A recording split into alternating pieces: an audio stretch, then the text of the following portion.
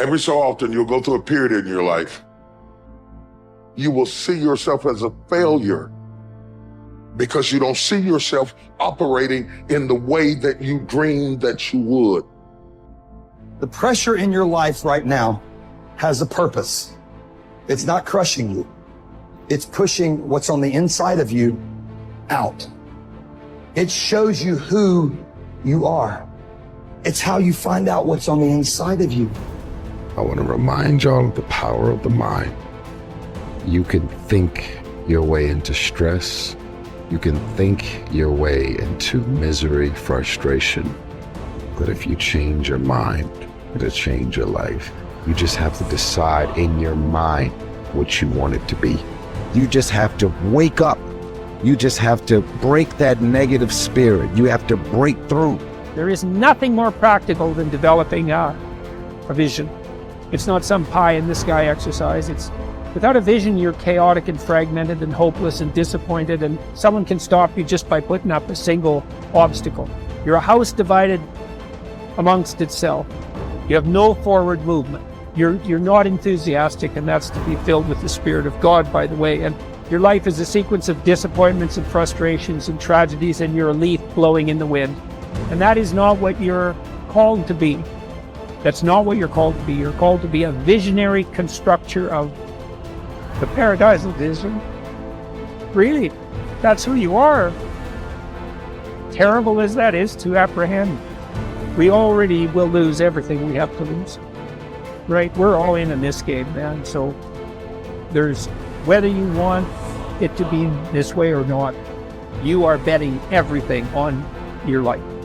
You don't know what you've got until all hell breaks loose. You don't know what you can take until the pressure is applied to your life. You don't know what you can endure until people stab you in the back and walk away from you. You don't know how much courage you have until you've been under fire and under struggle and under tribulation. Just as nature takes every obstacle, every impediment, and works around it, turns it to its purposes, incorporates it into itself, so too, a rational being can turn each setback into raw material and use it to achieve its goal.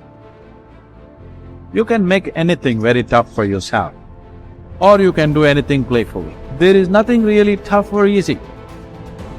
It is the way people experience it that something becomes very tough or something becomes a joyful process. If you make light of yourself, life will never sit heavy upon your heart. It will be light. But you think too much of yourself, everything will become difficult. Sitting, standing, somebody looked at you like this, so much difficulty, isn't it? Somebody did not look at you, so much difficulty. This is because you have made yourself bigger than what you are. You have ideas about yourself, exaggerated ideas about yourself. If you become too serious about who you are, then everything becomes difficult. If you carry yourself lightly, then everything is with ease.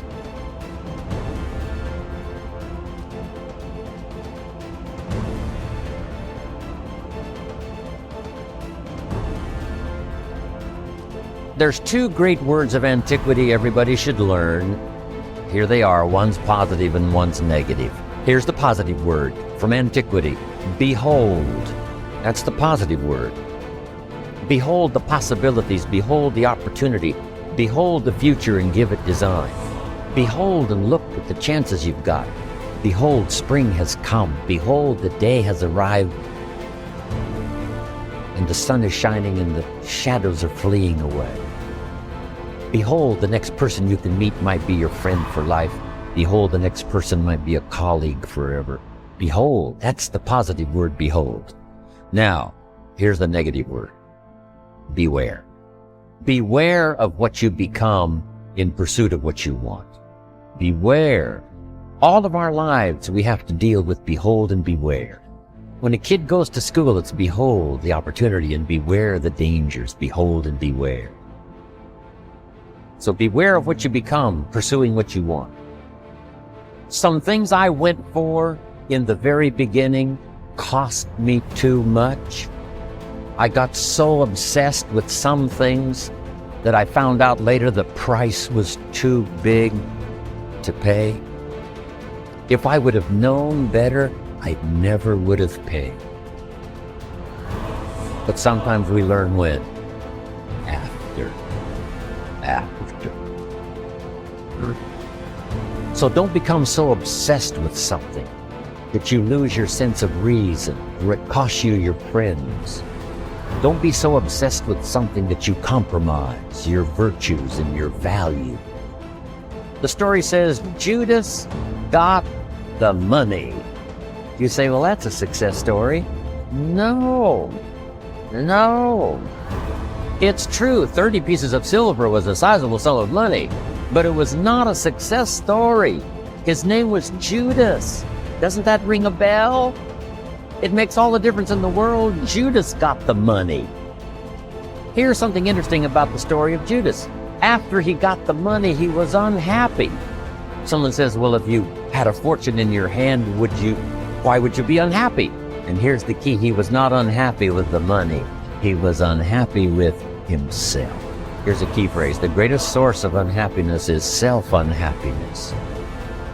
It's not from outside the things that make us unhappy. Greatest devastating unhappiness is to be unhappy with yourself. Now, a mild form of unhappiness is construct.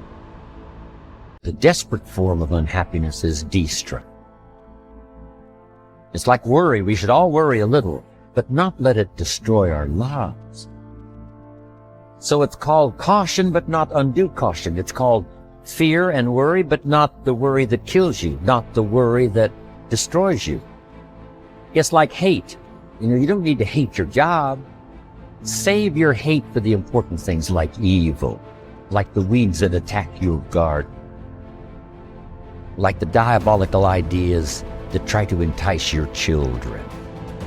Right? You don't need to hate everything. I hate this, I hate that.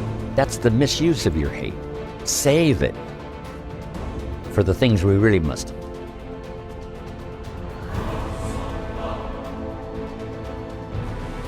How long are you going to wait before you demand the best for yourself and in no instance bypass the discriminations of reason? You have been given the principles that you ought to endorse, and you have endorsed them. What kind of teacher, then, are you still waiting for in order to refer your self-improvement to him? You are no longer a boy, but a full-grown man. If you are careless and lazy now and keep putting things off and always deferring the day after which you will attend to yourself, you will not notice that you are making no progress, but you will live and die as someone quite ordinary. From now on, then, resolve to live as a grown-up who is making progress, and make whatever you think best a law that you never set aside. And whenever you encounter anything that is difficult or pleasurable or highly or lowly regarded, remember that the contest is now. You are at the Olympic Games. You cannot wait any longer, and that your progress is wrecked or preserved by a single day in a single event. Success is both a journey and a destination, isn't it? It is both the steady, measured progress toward a goal and the achievement of a goal. Success is an accomplishment, whether it be great or small, and it's an understanding of the potential and power of an entire human life. Success is an awareness of value, and it's the cultivation of value through discipline. It can be tangible or intangible. Success is a process of turning away from something in order to turn toward something else. From no exercise to exercise, from candy to fruit, from not investing to investing. Success is responding to an invitation to change, to grow, to develop, to become, to move up to a better place with a better vantage point. But most of all, success is making your life what you want it to be, considering all the possibilities, considering all the examples. What do you want for your life? That is the big question. Remember, success is not a set of standards from our culture, but rather a collection of personal values, clearly defined and ultimately achieved. Success is your better life for you, the design you give it, the dreams you accomplish. Making your life what you want it to be for you That is success.